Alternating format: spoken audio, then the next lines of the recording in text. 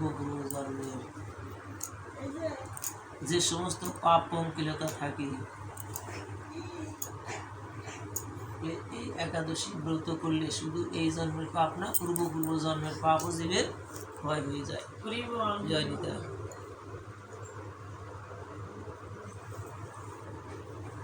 শ্রীমদ্ ভগবদ গীতা দ্বাদশ অধ্যায় ভক্তিযোগে প্রথমে অর্জুন কৃষ্ণ ভগবানের কাছে জিজ্ঞাসা করল, হে কৃষ্ণ ভগবান, হে বংশতযুক্ত ভক্তং পর্যুপাসতে যে স অপি অক্ষরম অব্যক্তং তসন্ত যোগ উত্তমা। কৃষ্ণ ভগবান, তুমি বলো কোন ভজনটা শ্রেষ্ঠ?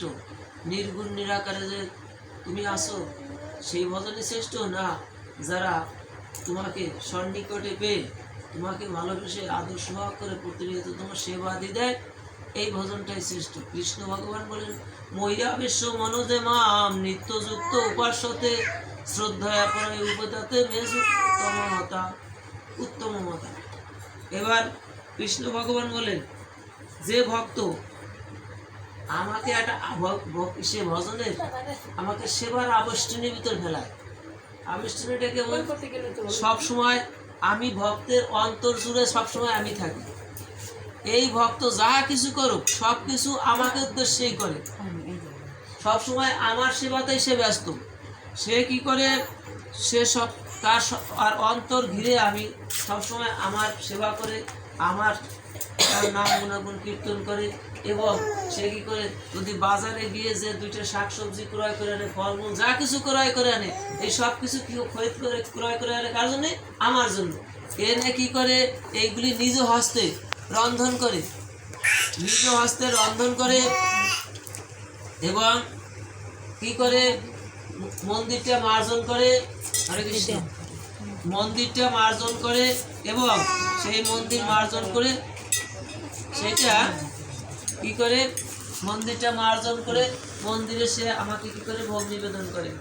হরে কৃষ্ণ। জয় নিতাই, জয় গুরু।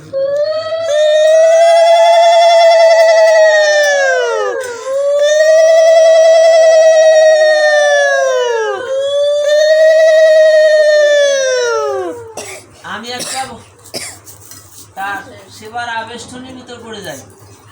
সে বাজার করা থেকে শুরু করে, রন্ধন করা থেকে শুরু করে, রন্ধন করে মন্দির মার্জন করে আমার সেবা দিয়ে ওই ভক্ত নিত্য নিত্য কি করে? ওখানে মন্দিরে ভোগ দিয়ে সে কি করে? আমার নাম করতে থাকে। হরে কৃষ্ণ। কি করে? সে যখন আমার নাম করতে থাকে, হরিনাম করে, কৃষ্ণ নাম করে, এবং ওই ভক্ত যখন নৃত্য করে, তখন আমি কৃষ্ণ ভগবান কি করি? আমি ওই ভক্তের নিত্য দর্শন করি। দর্শন করে কি করি? আমি ওই ভক্তের, শুদ্ধ ভক্তের জীবের উপর আমি আমার অন্তরঙ্গা শক্তিকে নিয়ে আমি অবস্থান করি। অন্তরঙ্গা শক্তিকে নিয়ে ওই ভক্ত নৃত্য করে আনন্দে, আর আমি কৃষ্ণ ভগবানের নৃত্য করি আনন্দে। সানন্দে মিশে দু ভক্ত আর ভগবান তখন একাকার হয়ে যায়। একাকার হয়ে যায়। তার কারণ কি? ভক্ত আর ভগবান একাকার হলে এই আনন্দটা আর কি হয়? মহা আনন্দের সৃষ্টি হয়, প্রেম আনন্দের সৃষ্টি হয়। বলে কেমন? বলে দেখুন একটা আংটি, ওই আংটিটা দেখতে সুন্দর। এখন ওই আংটিটার উপর যদি একটু হীরকখণ্ড সেট করে দেওয়া যায় তাহলে আংটিটা আরও সুন্দর হয়। আমি, আমার ভক্ত হচ্ছে ওই স্বর্ণের আংটি, আর আমি কি হয়েছি? ওই ভগবান হয়েছে হীরকখণ্ড।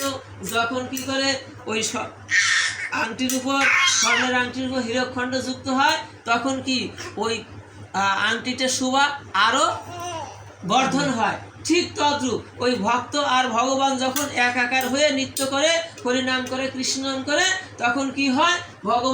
ভগবান আনন্দে, মহানন্দে নৃত্য করতে থাকে, আর ভক্ত সে আনন্দে আপ্লুত হয়ে ভগবানের শরণাপন্ন হয়। এই হচ্ছে জগৎ। এখন ভগবান বললেন যে এই তুমি এই স্মরণে থাকো, সবসময় আমার সেবা আদি করে আমাকে স্মরণ রাখো, নাহলে তোমাকে মায়া এসে গ্রাস করে ধরবে, তোমাকে মায়া আবেষ্টনী দেবে। আর যখন তুমি আমার সেবার আবেষ্টনী থাকবে তখন মায়া তোমার দূরে থাকবে।